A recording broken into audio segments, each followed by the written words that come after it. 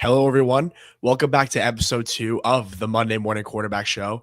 I'm here, as always, with my co-host, Sean Olheim. Now, today, we're going to get into our Week 8 recap. We're going to get into a Week 8 recap. If you guys watched our previous podcast, we predicted every game, and we're going to get into into the recap of every game. But before we do that, make sure you go follow Sean on all of his pages. He posts excellent content at Buffalo Banter on Twitter, Instagram, and TikTok, as well as me on TikTok and Twitter, Matthew Cabral, Patriot Status, what have you. But Sean, how you doing? I'm good, Matt. It was a interesting little week here, man. We got the Jets finally getting their first win. That's, I guess, exciting if you want to have some cautious optimism as a Jets fan. They were pretty excited about that. The Ravens get back on track with Tyler Huntley somehow. Can't figure out if the Falcons are a good football team or not. We got some fun games to react to this week. I'm excited. Me too, bro. Me too. So just to let you guys know, we're filming this in the middle of Sunday Night Football. If you're watching this recorded after, yeah, current score is 19-14 Steelers. Yeah. So Packers are in the red zone right now, but we'll keep you guys updated on that and give us our reactions. But Sean, let's get right into this, bro. I'm really excited. Okay, right on cue. First game, Dolphins defeat the Falcons 34-10 in Atlanta. Sean, I'll let you start first. What are your reactions to this game? I mean, heading into this game, I just watched the Falcons beat down I won't say destroy, but they beat us pretty good. And if you would have told me that Bijan would have had I think he only had like 48 yards from scrimmage or something like that. 25 rushing yards, dude. Maybe like 44. It was in the mid to high 40s, but if you would have told me that before the game, I would have told you you're insane. I think the Dolphins' run defense has been really bad this year, and somehow they were able to stop Bijan. He only had 9 carries as well, which is super surprising. I would have thought they would have tried to utilize him more, but the Falcons' pass defense has been really good this year as well. I mean, they allowed on average the lowest passing yards per game, and they just let Tua, who had an eye problem, I guess. He had like a swollen eye or something. Yeah, he had an eye problem, I guess, and they put up 34 on him, which is super surprising. Yeah. Sean, to your point with Bijan, the problem is with the carries is they dug themselves in such a big hole where like they were in situations where it's like they can't run the ball anymore because this game was kind of a blowout from the start. This kind of looked like 2022 Tua, dare I say. It hasn't looked like that in a while, but he actually played himself a really good game today. Devon Achane got involved. Jalen Waddle had a really nice game. I actually want to talk about the Falcons a little bit more because I know Miami won. They're not making any noise this year. With Atlanta, yeah, they have a couple nice wins, but I'm starting to lean towards the bad side. I mean, this team is so inconsistent, and I understand Kirk played this game, but it's not that big of a downgrade where you I was gonna say I don't think there's much of a where your offense looks that difference. Yeah, it looks that sluggish, and they lost 30-0 to Carolina. They lose to the Dolphins 34-10, but then they beat the Vikings in Minnesota in week 2, and they beat San Francisco. No, sorry, they lost San Francisco. They beat the Bills. I'm sorry. So it's just like I don't really know how to analyze this team, but like I said, I'm sort of leaning towards the bad side because in those games as well, their defense has been bad, and their big losses have been outside, and they're supposed to be a really good dome team. And they just played at home, and they just lost by 24 points to the 1-6 Miami Dolphins, who were on the verge of legitimately selling their entire franchise. So I think that game was definitely a killer just for the Falcons season overall. If they had any aspirations, of maybe winning the division, but that kind of killed it right there, especially with the Bucs win today. The offense looked like sluggish. Nothing really like glaring bad. Bijan had a fumble. Kirk played not great. Just looked like Kirk Cousins, but a little bit older. And like I said on the pregame show, Sean, this offense it's not called well. Zach Robinson does not call a good game. And when you have Kirk Cousins in there, you can't be running pistol. That's just not his game. He's more of a play action passer under center. And Drake London was hurt today, but it, again, doesn't matter. You should be beating Miami at home. Embarrassing loss for Atlanta. Sean, you have any closing thoughts on this game? Yeah, I mean, I know we've said it probably multiple times at this point in the season, but this kind of felt like the game that saved Mike McDaniel's job. I mean, going into Atlanta and getting a dub, like a big win like this, kind of probably just kept his tenure with the Dolphins. Um, I mean, who knows? They clearly don't want to fire him, but it's going to get to a point. But he might have just saved his job this week. Josh Jacobs touchdown, by the way. We're watching this live right now. But I do agree, Sean, because obviously you can't fire your coach after a win, but Mike Daniel's still more than gone after this year. It could be towards the end of the year, but even especially in the offseason, he's gone. I do think Tua, I don't think he's going to be he's not the long-term answer at quarterback, and he's not a good player. But if he's still able to show flashes of games like this, especially against a pretty good defense in Atlanta, whether he's playing in Miami or he's getting traded somewhere, I still think Tua could be a starter in some teams' eyes, like the Pittsburgh Steelers, who for some reason just refuse to draft a quarterback. Yeah. But good win for Miami, and embarrassing loss for the Falcons at home. So on to the next game. Probably the most interesting game of the week, Sean. Jets at Bengals. Jets beat them 39-38. Oh, yeah, and also I forgot to say this too. First game, me and Sean both picked Atlanta. I think everyone picked Atlanta there. We were both wrong. Yeah. This next game, Jets Bengals. Me and Sean picked the Bengals because who would pick the Jets, and the Jets won. Sean, what are your reactions to this game? Not that Cincinnati's like a crazy no, but it's tough environment, but still a road game in the NFL. Yeah. This was a fun game, dude. Yeah, I mean, you see the it wasn't a fake flea flicker, but Chase Brown went to toss the ball back to Flacco on a flea flicker, and he realized that there was a defensive lineman right in his face, and he decided to just take off and got a first down. Yeah. So that was an interesting play. But yeah, Jamar Chase, 12 catches with 91 yards. I mean, it seems like no matter what the game looks like, Jamar Chase is going to feast with Flacco as his quarterback. I mean, he had 19 targets, bro. That's just unreal. I know. I don't believe Sauce played this game. He was hurt, right? Yeah, he was hurt. Yeah. So, I mean. Yeah, Brandon Stevens is your CB1, dude. Yeah, I know. And I was surprised to see T. Higgins only had one catch. Yeah. Brandon Stevens as the CB1. But Breece Hall had a great game. 18 carries for 133 yards and 2 touchdowns. And he threw a touchdown. Yeah, randomly. Justin Fields, obviously, you say what you want. He had a good game. He did. 21 of 32 for 244 and a touchdown. He did. I don't think they're really turning anything around by doing this, but I mean, they were bound to win a game eventually. It's hard to go winless in the league. So, Samaje Perine, randomly the highest rusher for the Bengals. Yeah, had a long of 32, I guess. But yeah, just terrible loss for the Bengals. It's just a classic Bengals loss where they put up a ton of points, but their defense just can't seem to get a stop, especially against the Jets team where their offense has struggled. Yeah, I mean, I think it's pretty funny because last Thursday you had a nice win against Pittsburgh, and I'm seeing all this stuff. Oh, could Joe Flacco hold the Bengals, until Joe Burrow gets back, keep them afloat? No, we got to be honest about this Bengals team here, guys. Their defense is it's not an NFL defense, and it's not. Joe Flacco, he played pretty good again today, and he's gonna get Jamar Chase and T. Higgins involved, but at the same time, when you have a defense that bad, when you have Joe Burrow, you can't make the playoffs, let alone when you have Joe Flacco.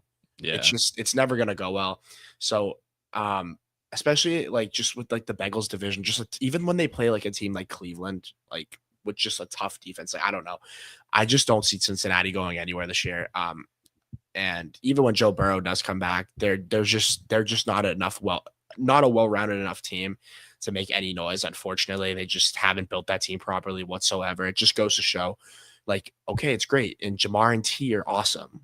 You pay them any day of the week, but it just goes to show that you need to balance out your roster sometimes and spread the money around because, man, oh man, that defense is bad. You let the Jets score 39 points on you. That with Trey Hendrickson being back as well. And Sean, you said this in the last game about Mike McDaniel. This game saved Aaron Glenn, I think. I mean, it really did. This was you could tell just seeing on social media, seeing Jets pages, this was a big win for the culture, not for playoff indications or anything. They're not making the playoffs, but just a culture win for Aaron Glenn's first win. Justin Fields, after what the owner said about him, kind of shut him up a little bit. And again, Justin Fields is not the answer. They're going to draft a quarterback, but it's just a good culture win. You had nice games from Ty Johnson. I think Mason Taylor's a pretty solid tight end prospect. Um, the Jets defense stinks. To be honest with you, like I know they got those pieces on defense, but like they're kind of just names, like a lot of them. Like, and I do think they're gonna get traded and they'd be great pieces for other teams to add. But I for the Bengals, just killed any hopes people might have had for them, which I mean, like I said, after last week, a lot of people did. Yeah, I mean, But if they win this game, they're back to 500. They're I four and know, four. They're competitive again and in their a division division that's very open. exactly, It's and this is a killer though. yeah, especially like the Jets, like oh, we beat Pittsburgh, we're back home next week against the Jets, we could be 500. It's like like the definition of a heat check. I mean, you let the Jets score 23 points in the fourth quarter against you, Yeah. deserve to lose the game. So just again, another embarrassing loss. This one isn't as bad because I think I'm a little bit higher on the Falcons overall as a team. They should have a better roster. Yeah. But I mean, you lost to the Jets at home with all the drama going around. Just a brutal, brutal loss for Cincinnati. I mean, I don't even think Joe Burrow would have saved them this game. Like they put up 38 points, man. No, dude. No. Like Chase what more can the offense do? Chase Brown played a hell of a game. Obviously Jamar had a great game. Like it's just definitely a killer. Like I said, if you had any hope of this team, It's a classic Bengals loss. Oh, dude. Like if you just yeah, I know. Scoring 39, you can't give up 39 points to the Jets. Like no, you can't give up 39. You can't really give up 39, period, let alone to a team of the Jets caliber. That hasn't won a game yet this year.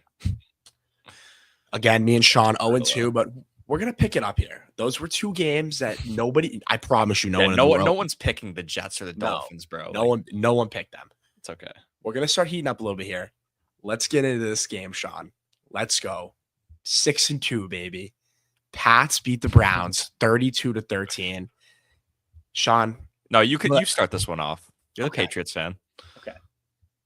I might go for a little bit here, Sean, because that's fine. Man, I know you're excited because game started off a little bit slow, but you guys picked it up for sure. Yeah, and just let me just say one thing. The most valuable player in the NFL is it's just what it sounds like, but I think people I don't think people really understand it as well. Like it's the most valuable player to a team. Drake May, like I understand the pieces the Patriots have added have been amazing. Like Milton Williams, Stephon Diggs have been awesome. Robert Spillane's, I'll get into him. Just Kayshon Boutte taking a step forward. It's been great. But right now, at this current moment, in my opinion, with the way he's playing, there's not a more valuable player to a team than Drake May. And I haven't seen a player take this big of a leap this quick besides Patrick Mahomes, really. But Drake May is shattering records, it seems like, every single week. I mean, he had that one pick, just a great play by Carson Schwetzinger, who's going to be a really good player, by the way. He's having a hell of a year. But, I mean, it's just every single week, it feels like there's a new deep ball to Kayshon Boutte or just anybody. And it's like, oh, is he going to top that? Is he going to top that? I mean, Sean, I'm not too sure if you saw it, that he had like a 40-yard fade to Kayshon Boutte, who was just automatic on those, by the way. And it's just like he does it every single week. And I'm kind of at the point now where talking about the trade deadline last podcast, Sean, I'm not interested in trading for a receiver. I mean, I think I'd rather Kayshon Boutte than a guy like Chris Olave right now. I really would. There's nothing that he's not giving you that Olave would give you. Stephon Diggs finally scored his first touchdown today.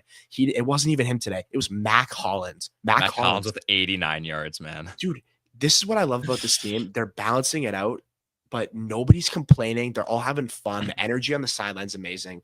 Travion Henderson had a great game today. And Ramondre Stevenson, I know he didn't have a great game on the ground. His pass protection was unbelievable today. The Browns D-line, shout out to them. They're unbelievable. Myles Garrett, 5 sacks. I mean, we knew it was going to be a tough day for Will Campbell. We knew it was going to be a tough day for Will Campbell. And not all of them were on him, but Myles Garrett definitely had his way with him. But, dude, onto the Browns real quick. Dylan Gabriel stinks, dude. I mean, me and Sean kind of knew this, and I'll give Sean his props coming out of college because I wasn't high on Dylan Gabriel, but Sean especially. Dylan Gabriel is he's not an NFL quarterback. I'm sorry. It's just, I watched the game and I watched some film on the Browns, but now that I'm watching the full games, I'm a Pats fan, it's check downs every play. And you saw when he tried to take a deep shot, what an interception by Jalen Hawkins, by the way. I mean, what a play. He threw one right to Robert Spillane. The Patriots run defense is the best in football. They still haven't allowed a 50-yard rusher. Yeah, Quinshon Judkins, 9 for 19. I still worry about us covering tight ends, but their receivers did nothing. Patriots defense was unbelievable. Christian Gonzalez was unbelievable today.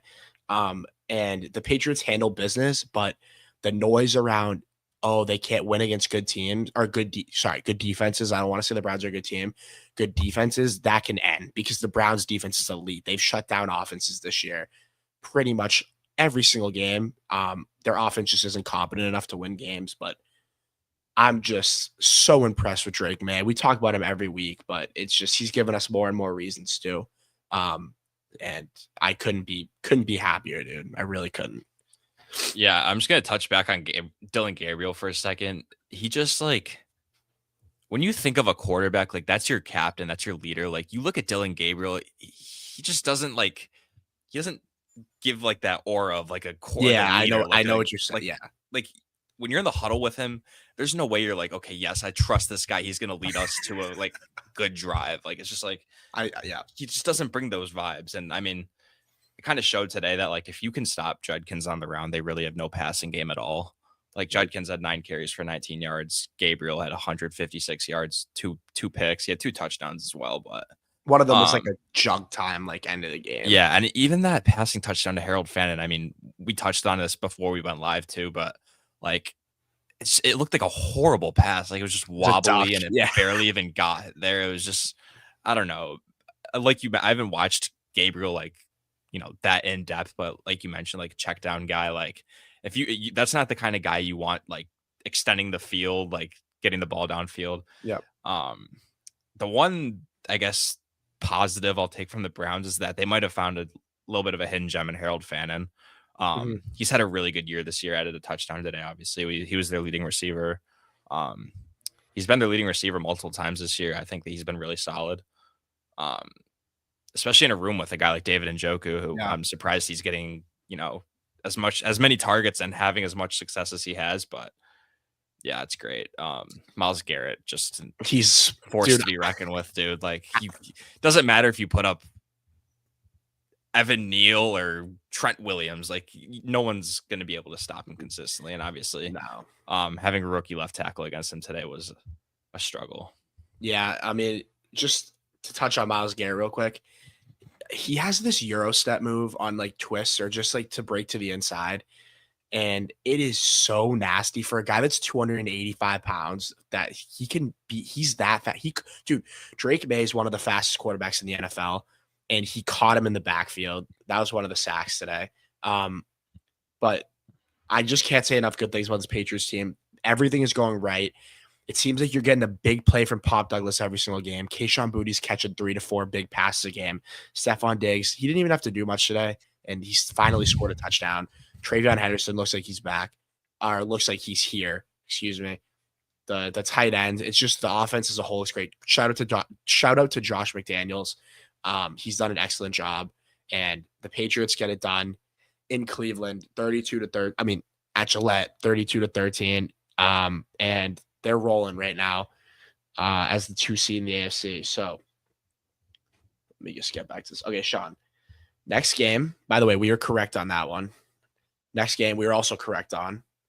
Giants at Eagles. Eagles defeat them 38-20. Sean, I'll let you start with this one. Yeah, I kind of saw the Eagles get back on track here after a just embarrassing loss to the Giants at MetLife. But first, I want to touch on just sucks to see Cam Scatterbo go down. The guy's been absolutely balling this year. And, you know, I don't know what the extent of his injury is. He has a dislocated ankle, but it's just unfortunate. He's one of the 2 spark plugs of this offense this year. But Jackson Dart had 193 in the air for a touchdown. He got sacked 5 times. That injury was so bad, Sean. Yeah, that was tough to watch. So bad. I feel so bad. Classic Jalen Hurts game. Super efficient, but not that much volume. No. 15 to 20 for 180 and 4 touchdowns, which props to him. He does what Yep. the team asks him to do. You got to give him his credit there. Barkley had an incredible game. He obviously ripped off that. It was like an 80-yard touchdown, like Yeah. first play of the game. Yeah. Yep. So he had 150 on the ground for a touchdown. Tank Bigsby with quite the game as well. He had over 100 yards. I didn't even Yeah. realize that. Devontae Smith stepped up a lot.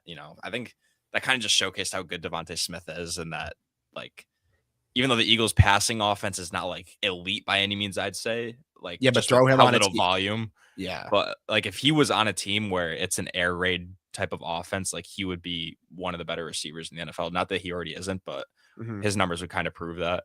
Yep. And with AJ Brown being out today, obviously he got a lot more runs. So, very solid game from him. Yeah. I mean, you kind of just covered everything. There's not really too much. I mean, prayers for Cam Scatterbo. I mean, that was honestly, like all serious, that was brutal to watch. Like, you never want to see that to anyone in the NFL. So prayers for Cam Scatterbo, because he's done for the year, unfortunately. One of the most exciting players for the Giants.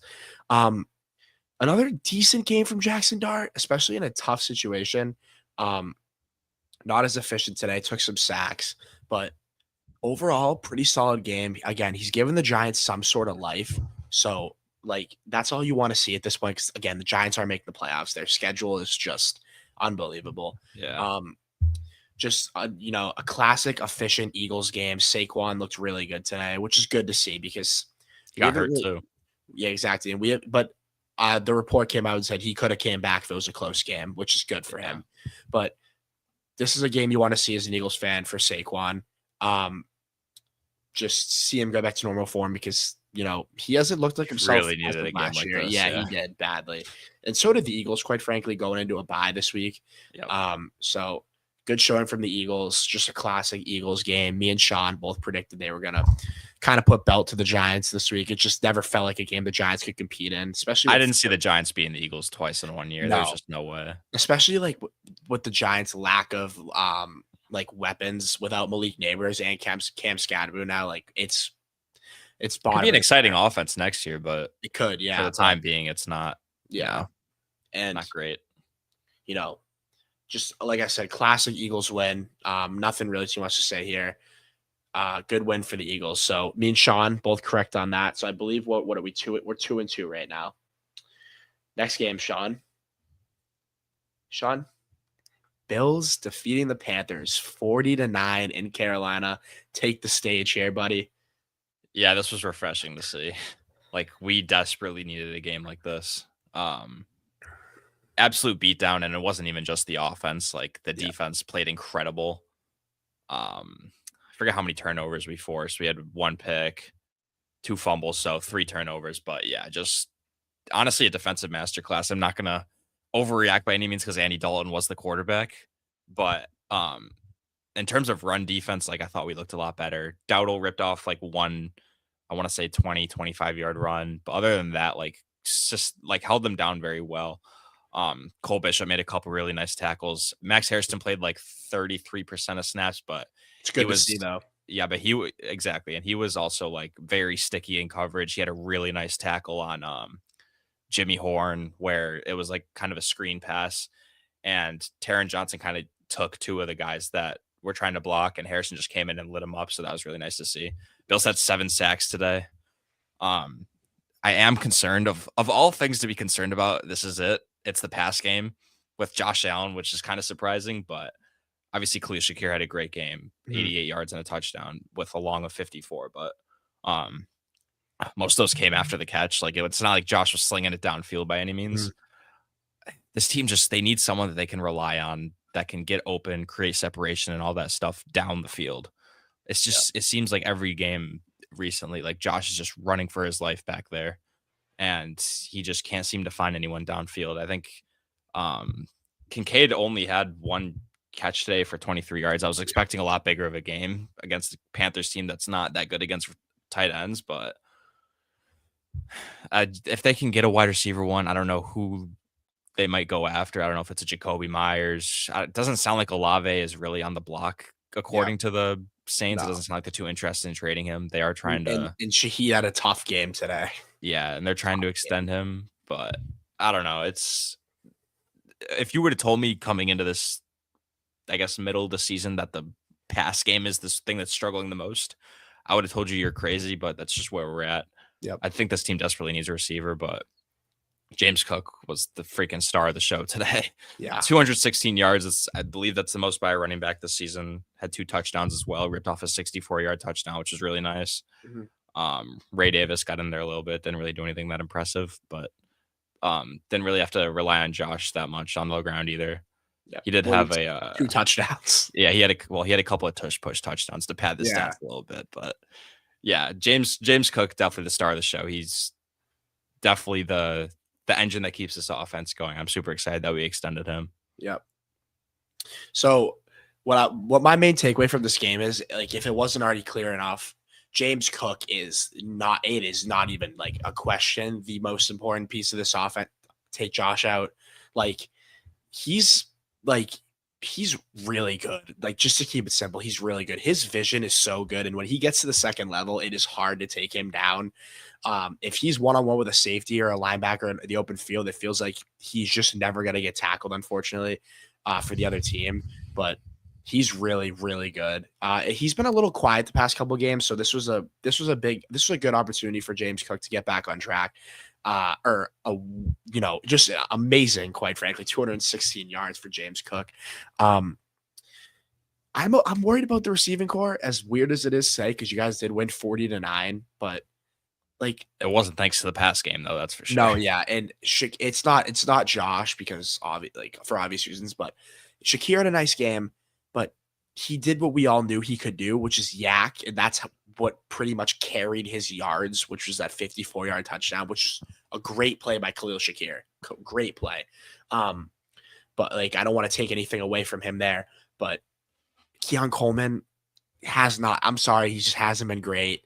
Just hasn't been that consistent red zone, guy you want to go to. And again, if you're a box score watcher and you look at Josh Allen, like, 12 for only 19 passing attempts, it's like, dude, they went up big early. They didn't need to do much. Yeah, it's just a classic Josh. Like, you look at the game against the Jets earlier in the season too.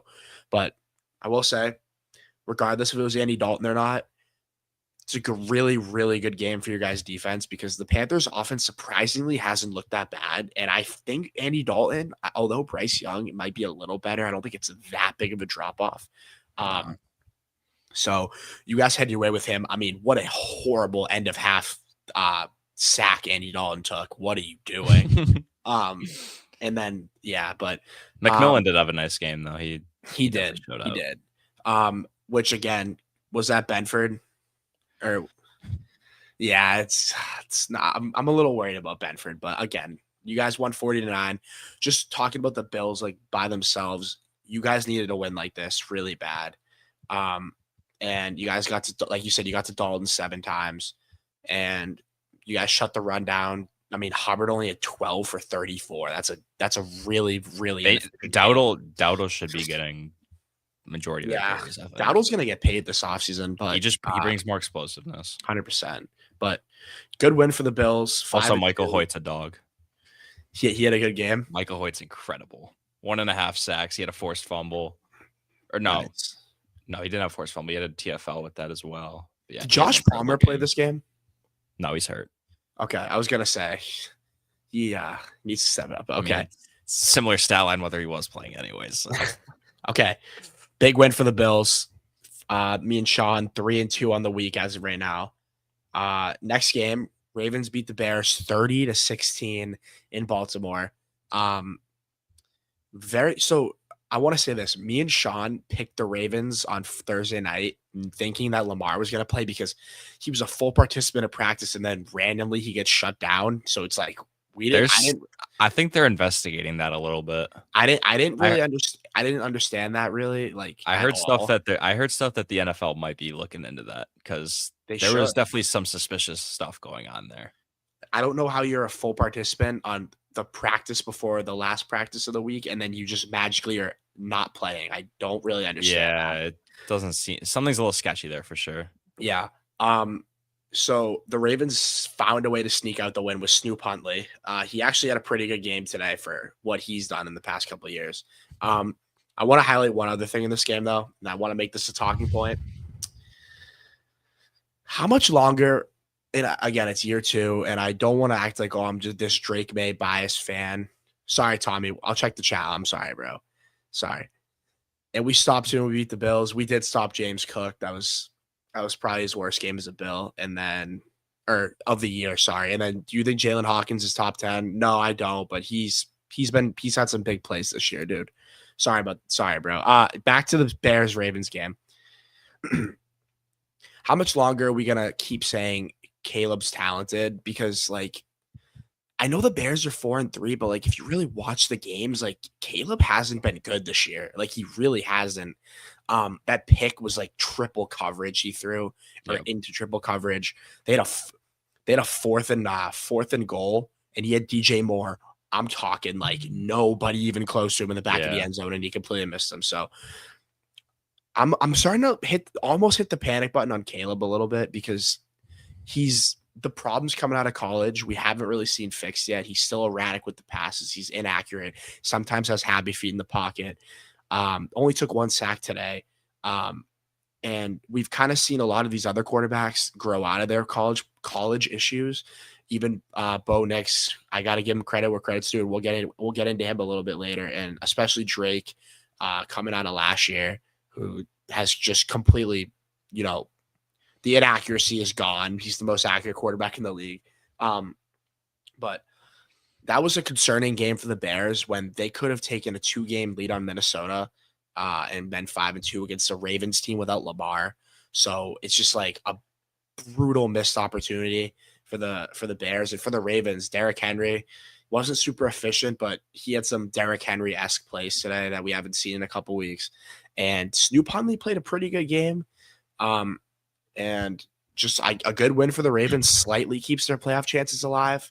It's still, you got a tough road. You dug yourself in a brutal hole, but good win for the Ravens. Yeah, I mean, if the Bears win this game, they're 5-2, and like they're in a good spot to not guarantee a playoff spot, but like genuinely make a push. Yep. 4-3, they're in a tough division. I don't know what the rest of their schedule looks like exactly, but I don't know, man. It's like some games Caleb looks like he's really good. I mean, he had 285 yards, but I think a lot of that was because they were just playing from behind. Mm-hmm. I will cut him a little bit of slack because he is a second-year quarterback who has had 2 different play callers in 2 years to start his career. But he's shown signs with, Ben Johnson that he can be good.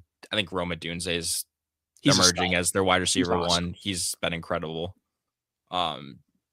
Colston Loveland finally had to catch this game, their first round pick. I don't know why they're not using him more, but should have taken Tyler Warren, dude. Yeah, seriously. We've been saying that Warren's the better tight end, but we don't make the decisions.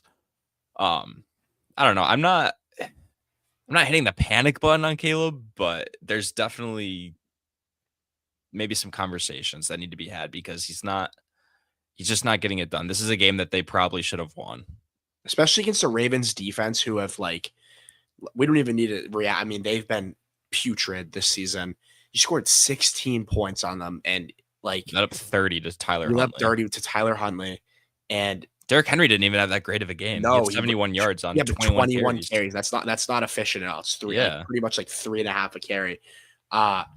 But like you said, Sean, I'm not fully hitting the panic meter yet because again, it's early, but there's issues with Caleb that need to be fixed. And I don't want to bring up Drake, but he's also had 2 play callers in 2 years as well. Yeah. And I don't want to always bring him up. I don't want to always have to bring him up, but I mean, it's a fair comparison. Same draft class. Yeah, exactly. 2 picks away from each other. And again, if there's any Bears fans that end up watching this, I'm not fully hitting the panic button on Caleb. If Caleb is a good quarterback next year, it wouldn't surprise me. But my point is I don't see Caleb drastically turning it around this year where it's Caleb's a top 7 quarterback. I think he could hover around top 10 if he picks up, but he just hasn't been who we hope to be right now. But good win for the Ravens. And hopefully if you get Lamar back, you can go on a little bit of a run, but we'll see how that whole situation pans out. Like you said, Sean, weird situation, dude. But yeah, you don't want to see Tyler Huntley putting 30 on. Yeah.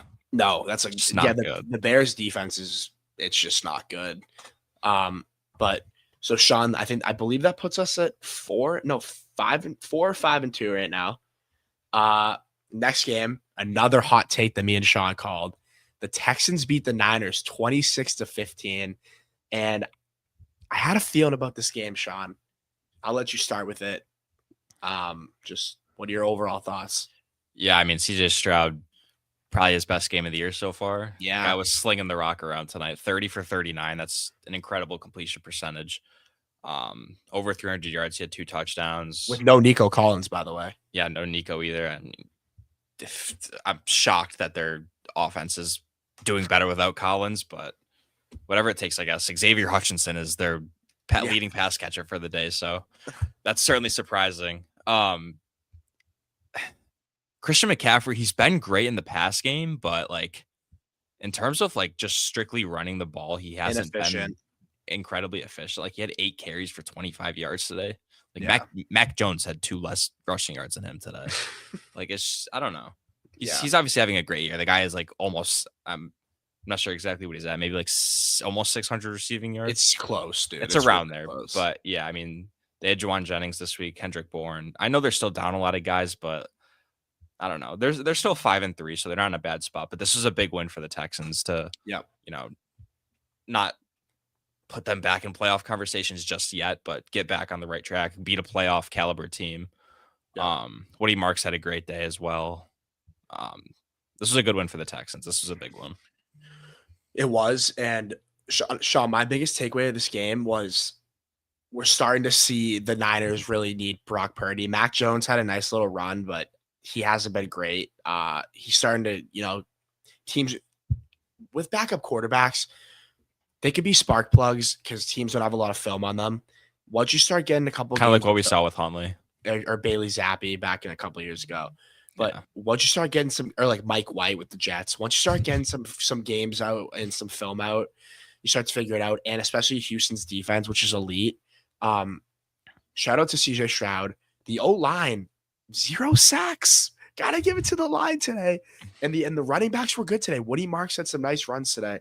And Nick Chubb wasn't too bad himself. The O line was pretty good. Granted, Stroud did help with that. He ran the ball 7 times and he escaped some pretty messy pockets, but it's a huge step in the right direction for that. I made a film breakdown. If you guys want to see that, go check out my page and look at that because it's really bad. But randomly good games from some receivers like Braxton Berrios had some nice plays today. And Jalen Noel had a nice game too. He did. And Xavier Hutchinson, CJ Stroud, this is a big game for him. Me and Sean said this. 3-4 looks a lot better than 2-5. I don't think Houston's going to make it still. It's going to be tough because Indy's not losing. And just the wild card race in the AFC is so good. Like the Bills are like a wild card team and they're 5-2. Like it's going to be tough for them to climb out of that, but it keeps you alive and that's all that matters. You just need a little bit of hope. So big win for Houston. On the other hand, the Niners injuries in this game kind of showed their pass catchers just inconsistent. George Kittle bailed Mac Jones out on that touchdown. I don't know if you saw that. That was a hell of a grab. He threw that into like quadruple coverage, dude. I know. And he caught it. I mean, unbelievable play. But yeah, I mean, George Kittle being back's huge, but I think they need Purdy back really bad because Mac Jones doesn't elevate you. He just takes what the defense gives you. Whereas I don't love Brock Purdy, but Brock Purdy can at least be an elevator for your offense. So here and there, yeah. Yeah. So they need Brock Purdy back, but good win for Houston. And we'll see how they can do from there with the Colts just seemingly running away with that division at this point. Yeah, it's gonna take a lot for the Texans to jump back in that wild card race, but maybe if they can get a little bit hot, we'll see what happens, man. I won't rule out a 3-4 team at this point. No, can't. So me and Sean right now sitting at 5-2. This game will bring us 6-2. Bucks beat the Saints 23-3. Sean, thoughts? Yeah. First off, why is Spencer Rattler getting sat? he is by far not the problem of this team. No. Like, he was 15 for 21. Like, you think that he was really the issue? He only had one bad game against Chicago. I wasn't watching the game like in depth, but I had Red Zone on in the background, and I looked over and I see Spencer Rattler on the sideline with his hat on, and I'm like, okay, did he get hurt? So then I go on Instagram and I see all these people like saying like he got sat. I'm like, what did this guy do? Like he's not. I mean, not that the Saints are by any means like competitive with the Bucks, in my opinion, but like I don't know. I don't see the point in benching Rattler. I think Rattler's been probably the best part of this offense outside of like Sean, maybe can I tell you Olave. what? I'll let you continue, but let me tell you why they bench Rattler. I think they're panicking a little bit because they spent the 40th overall pick on this kid, and I think Kellen Moore was kind of like, we got to pull the plug at some point and see how this kid is, or this guy, this gentleman, because he's like 26 years old. And the pick was not his fault. Literally, Chris Olave just got, I'm not going to use that term, but he just got the ball ripped out of his hands. It was embarrassing. But like Tyler Shough, dude, like what is the ceiling there? He came in and did the same thing that Rattler was doing. What is the ceiling? Like there's no ceiling. I think they're just panicking. But the problem is, Sean, you can't really put Spencer Rattler back in anymore because you benched him. Like you can't really throw him back in there. But continue with your breakdown. Nah, you probably can at this point, and you might as well just ride the rookie out just to see what he has. But if this is the end of Rattler's time with New Orleans, I think he's earned himself not like a top tier starting job, but if there's a team that like needs a quarterback and the season's coming, maybe a guy gets hurt in training camp or something, Rattler's a guy that could play some good games for you. But I mean, he'll be competing. I don't think Tyler Shough's the guy, dude. God, like, no. Louisville legend. I mean, I'm a Louisville fan. That dude is boring. Like, what does Tyler Shough bring that Rattler doesn't? Nothing. Just like what ceiling? Like there's no Tyler Shough doesn't bring a higher ceiling than Spencer Rattler does. And with a team like the Saints, that's all you're looking for is ceiling, right? Like who cares about floor? Like it doesn't matter if you win games at this point. You might as well go for the guy with the higher ceiling. And I'm not saying Rattler's perfect by any means, but like I mean, I watched him play the Bills. It's not like he played an like incredible game, but like the guy, like he does his job, you know? Yeah, and exactly. Alvin Kamara might be. He's not that he's ever been like an incredible, like pure rusher. He's never had 1,000 rushing yard season, but 6 carries for 21 yards, man, it's just not. Yeah, the problem is just like their whole offense is just a mess. Obviously. Not a good day from the Bucs offense, to be honest. I'm kind of underwhelmed with how they've looked the past couple weeks. I was watching the game, and the reason they won this game was the defense. And Jaden, I'm happy for you that you had their defense, bro. I had them too. They had 22 points. It's a really good day for them, but it was either a pick six, a fumble, or they were set up in amazing territory. And not a great game by Baker. I was pretty underwhelmed. You know who actually had a really, really, really tough time is Tristan Wirfs, who's maybe the best left tackle in the NFL. He had a couple penalties. He let up a sack, a strip sack, actually.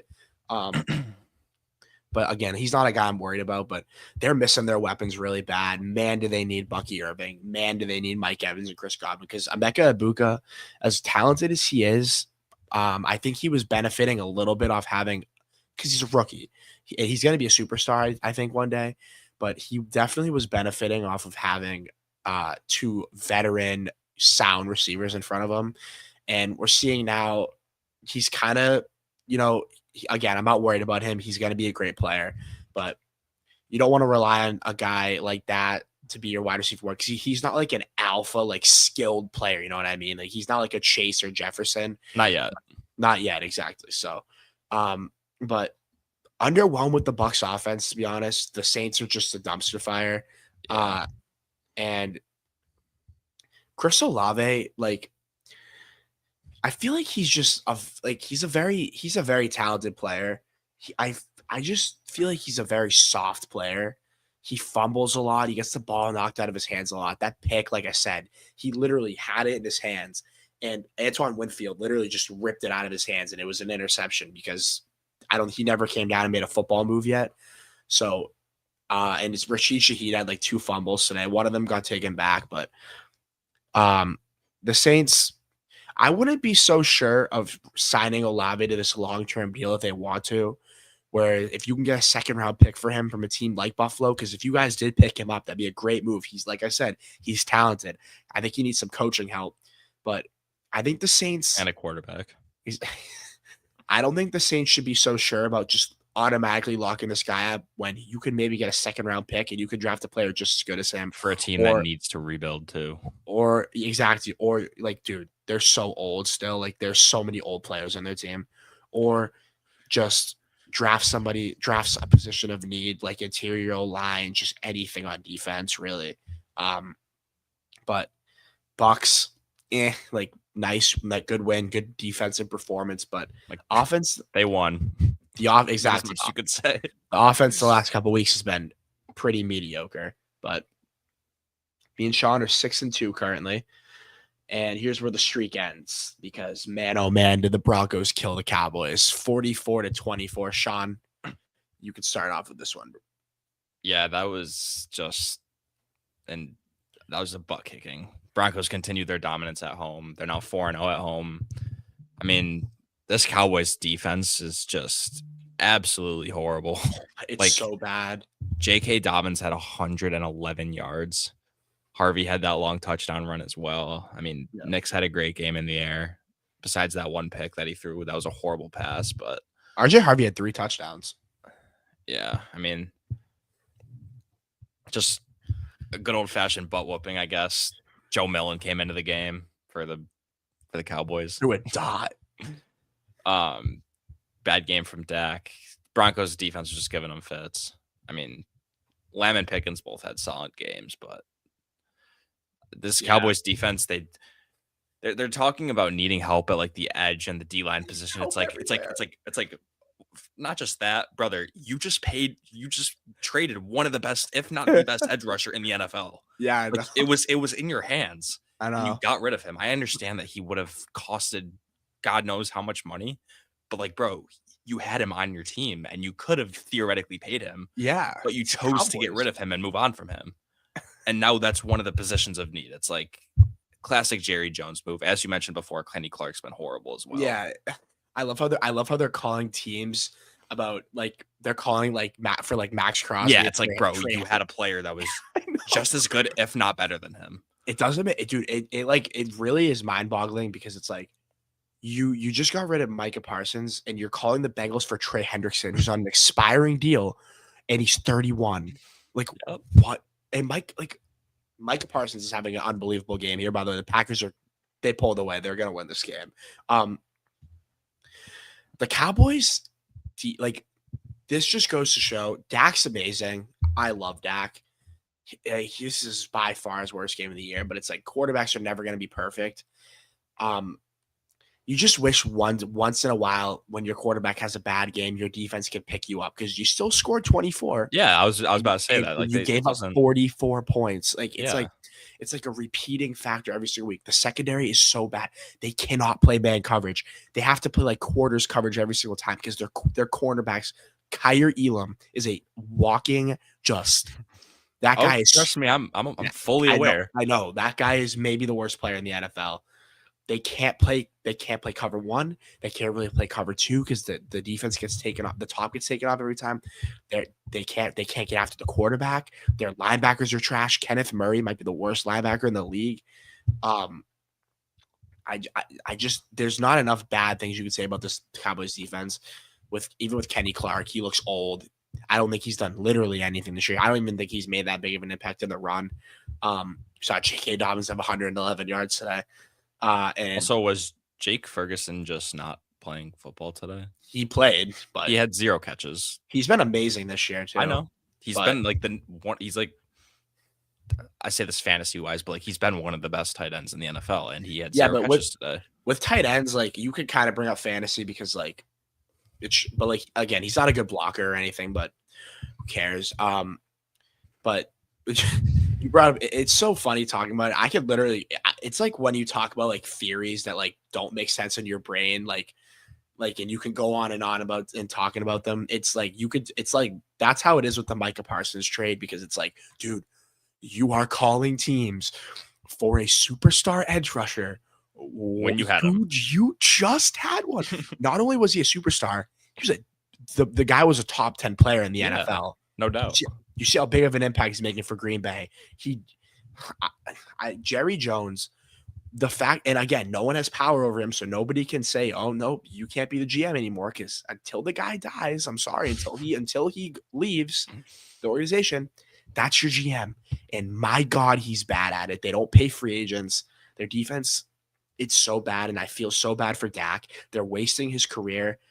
I mean, thank God Javonte Williams is playing good because he's making that signing look like a damn bargain. I know exactly, and you're wasting CD and George Pickens having amazing years. Like I'm gonna say amazing years with a defense that they're not an NFL defense. They have players on their defense that are like they're not NFL like I'm sorry, Jerron Bland, like nice, you get interceptions, dude, you get cooked. Same with Trayvon Diggs. Trayvon Diggs, he didn't play today, but like you're a ball hawk. You also let up 75 yards a game, dude. Like it's just they're the Bengals of the NFC. Can't say enough bad things. And dude, Kyer Elam is a starting cornerback on your team, dude. Like it's just we saw how bad that went last year against the Chiefs in the playoffs when Benford got hurt, and then Jerry Jones is like, "Oh, let's go." Yeah, they watched that film in that Chiefs game. They're like, "Yep, that's the guy we want him." Dude, let's go get Kyer Elam. But just a disastrous defensive performance once again from Dallas. I think last week against the Commanders, they gave up like 22. I think that was the lowest amount of points they've given up, which that's mind-boggling. Again, the Commanders also their wide receiver one week was Luke McCaffrey. You had Micah Parsons on your team. But anyways, the Broncos, we haven't really talked about them a lot. Bo Nix is playing pretty good. I have to give credit where credit's due. I'm not going to be one of those people that's like, oh, like Bo Nix is playing pretty good. And the Cowboys defense, like we've talked about the past 10 minutes, is hot garbage. But you have to give credit where credit's due. The run game was good. Troy Franklin was good. He had a drop today. And their offensive line's elite against the absolutely horrendous Cowboys defensive line. RJ Harvey, 3 touchdowns today. Promising game for the Broncos, and they're 6-2, and that's all that matters at the end of the day. It doesn't matter how your quarterback's playing, which he's playing pretty good right now. You're 6-2. You're the 3 seed in the AFC. You're winning your division with the Chiefs in it. I don't care how well the Chiefs are playing. You're still winning the division. So the Broncos keep winning. So if you're a Broncos fan, you got to be pretty excited. The defense is great. They had a junk time touchdown, so they really only let up 17. But Denver, they're a great overall team, and you got to be excited if you're a Broncos fan. Yeah, definitely a promising one.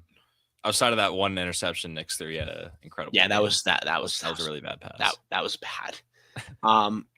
Next game, don't really need to talk about this game too much. There's 2 words to talk about. The Colts, Jonathan Taylor. Yep, gonna get to there. The Colts beat the Titans 38-14. So, if quarterback wasn't an MVP award, he is easily the MVP. He's easily the offensive player of the year. It's not even close. Dude, we are 8 games into the year. He has 14 touchdowns. I know this isn't going to happen because he's going to slow down, but he's on pace for 28 touchdowns. 28 touchdowns. I mean, bro, the way he's playing, it wouldn't surprise me if he got that. I think he has 3 games with 3 touchdowns. 3 games. Like, the guy he's friggin' unbelievable. He has more touchdowns than like a few NFL teams total this year. Like Titans the being team they played against. Yeah, exactly. Daniel Jones, another great game. Again, he's just so efficient. It's crazy how big of a corner he has turned. And I'm at the point now where Daniel Jones could play like average to below average to finish out the year, and he's still probably going to get $40-50 million in the offseason just because he's earned it. Yeah, he's going to get paid. Jonathan Taylor, 3 touchdowns. Michael Pittman, what a catch. Oh, wow, did you see that? Incredible, yeah. What a catch. What were you going to say? That was unreal. I was just going to say props to Ty J. Spears. He had a nice game. He did. We don't really need to talk about nice rush, but we don't really need to talk about the Titans, to be honest, because They stink. They're I don't think they're going to be good for a long time. Their infrastructure is like years away from being competitive. Their offensive line stinks. Their receiving core it's not NFL caliber. Uh, and they just played the Colts just beat a much inferior team to them that they should have. And shout out to the Colts. They're playing really good and they're shutting up the doubters. So that's pretty much my thoughts on this game. Sean, if you have anything else. Yeah, I don't like. There's not much to say, man. It's just Titans are brutal. I mean, they didn't even have Jeffrey Simmons today. I mean, seems like they're just Not that that would have really mattered, but no, not at all. But I mean, he's not covering 24 points for the Titans. But and they scored it. It was really like a 38-7 win because they scored like a minute left in the game. Yeah, I don't know. Cam Ward just So Titans offense is averaging the least amount of points in the NFL. Not that he really has much to work with, but yeah, but and he has flashes, and I want to give him props for that because with a young quarterback and on a horrible team, that's kind of all you're looking for. But at the same time, he makes some like really, really bad mistakes. He's also inaccurate. Granted, his receivers suck. They drop passes a lot. He had a really nice throw to the end zone to Gunnar Helm that he dropped. Yeah. But it seems like Cam Ward, I don't think he's gone a game this season without turning the ball over. He turns the ball over a lot.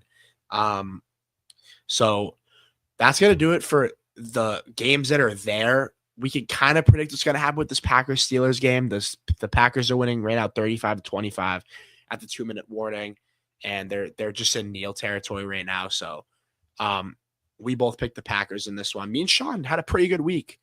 Only got 3 wrong, and I think we can all guess that the Chiefs are going to win tomorrow. Unfortunately, Yeah, there's for the no way NFL. Marcus Mariota is beating the Chiefs. So I've been watching this game and obviously following along since we've been doing this. Packers started out slow. The game just officially ended. The Packers started out slow. Tucker Kraft, man. What a damn day. He is good, dude. What a game. Christian Watson back too. He had himself a nice game as well. Yeah, Sean, you could take the floor here, dude. You got it. Nah, I was just gonna say, I mean, I've never been like the biggest Christian Watson guy, but like, I mean, he obviously provides like a spark plug here and there. He's not a number one by any means, but I haven't really watched this game since halftime just because we've been doing the stream here. But I mean, just Packers went into Steelers, took care of business. Josh Jacobs not really that efficient on the ground. I'm seeing 13 carries for 33 yards. Yeah, touchdown. No. He had a long of 6. Like Jordan Love had a really good game. Oh really, yeah, really 360 for 3 touchdowns. Yeah, Aaron Rodgers had a nice game as well. Okay, but I was just gonna get to that. If you watch, and Sean, you obviously noticed this. You know football. If you guys know football, you watch this. Dude, the Steelers offense, it's check downs. Like they don't stretch the ball. No way. That's crazy. Because I know Aaron Rodgers thing of all time. Jordan Love was talking about doing it at the beginning of the game, and that's crazy. Wow. Not surprised, but Aaron Rodgers, I mean, one of the best to ever do it, but man, he is a bad person. Yeah. He's just There's a reason he's very hated. But onto the Steelers, their offense, it's just check down, like sit routes and zones, like check down swing passes to the running backs. Very predictable run game. The offensive line's not good. They don't stretch the ball. They'll stretch the ball once in a good while when it's like an off-platform play or if it's to DK. And DK, he hasn't been what I thought he'd be. And to my fellow Pats fans, you guys, and I was with them. I did want DK. I'm not gonna lie, just because I was starving for a receiver. But we got DK Metcalf, I think, is making the 4th most in the NFL at the receiver position, whereas you saved tons of money with just getting Stephon Diggs, and he's having a better season than DK Metcalf, by the way. Yeah, I wouldn't say the Pats offense would be significantly better if they had DK versus Diggs. Exactly, and for a much cheaper price as well. It's not even like that I'm saying it's like DK's a bad player, but Yeah, Jaden, I was literally just gonna bring this up. I think it's a mix of both because the Steelers offense, like I said, check down. DK is an outside receiver. You want to be getting him contested catches, like back shoulder plays, comeback routes, stuff like that, digs. But like there's like they had a play today, for example. You throw up a 50-50 ball to your $35 million receiver, and you want him to catch that pass. Like it was in his hands, and shout out to Valentine. He made an unbelievable play. But like you want your $35 million receiver to come down with those passes sometimes, especially when it's right in the breadbasket from Aaron Rodgers. But Jaden, great point. Offense, super conservative. And they're in like 13 personnel all the time, which if you guys don't know what that is, that's one running back, 3 tight ends, because they run with Freiermuth, Jonnu, and Darnell Washington. Darnell Washington is huge, by the way. I don't know how you tackle him. I don't know how he's the tight end, bro. No. And they also run like max protection sets with like 6 offensive linemen. But like Pittsburgh's offense is very vanilla. Like once in a while they'll stretch the field, but they haven't looked great these past couple weeks. But Sean, by the way, this is like random. Are you looking at the ESPN like score right now? The Packers, it's 4-1-1, 1-1, and there's like 6 1s in a row. Yeah. It's weird, but good win for Green Bay. Micah Parsons is incredible. Like he's a guy that's like not always showing up on the box score, but it's like he's always getting double teamed, bro. But he's constantly causing like he'll win on the outside. Rodgers had to step up in the inside, and then like Rashawn Gary will get a sack or something like that.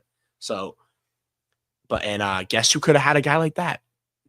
The Cowboys. But another thing with DK Metcalf is I've never even like thought that he was like a top 10 guy. Like obviously he's very good, but like I never thought he was like one of those like incredibly high end guys. But like in the Steelers offense, like he is the only like threat that you have to like game plan around. Like no one's game planning around Kelvin Austin or Roman Wilson. Not take anything away from those guys because they can be like decent role players here and there. But like, dude, great point. DK Metcalf is the only like consistent threat that you need to worry about on every down. Like you see the plays where I'm not exactly sure what the formation is called.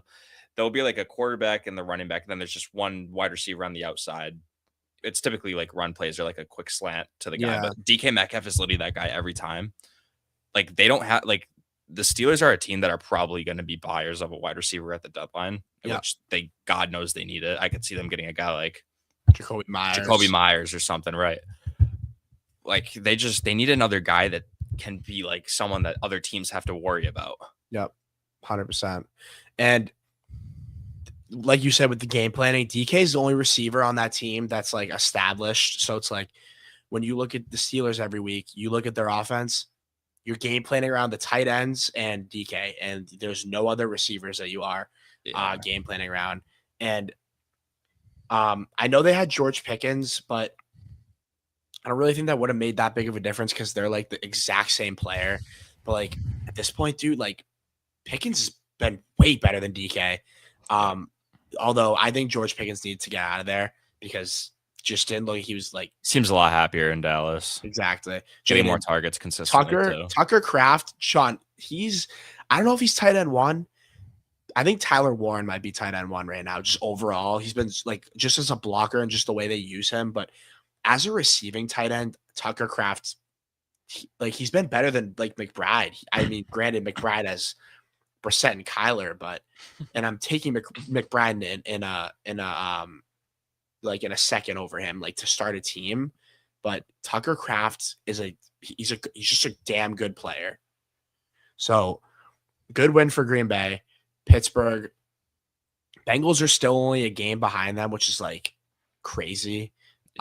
And the Ravens are, getting healthier. Well, that moved Pittsburgh to 4-3 now, correct? Yes. So the Ravens are getting healthier. The North is open, man. It is, dude. Cleveland might come out of the North. Not with Dylan Gabriel, that's for sure. No. If they got a competent offense, they would be a solid team. But That's gonna do it for our week 9 reaction. Week 9. I keep saying week 9 for our week 8 reactions. Thank you guys for tuning into this episode. All you guys that came in live, that was pretty awesome. And make sure to go follow, like I said, make sure to go follow Sean on all his socials at Buffalo Banter. He posts amazing content over there on Buffalo Sports. And me at Matthew Cabral or Patriot Status on Twitter and TikTok. But again, thank you guys for tuning in. We're gonna try to stay pretty consistent with these. I'm having a lot of fun doing them. You guys have been great so far, and I know Sean is as well. So thank you guys, and we'll see you guys next time.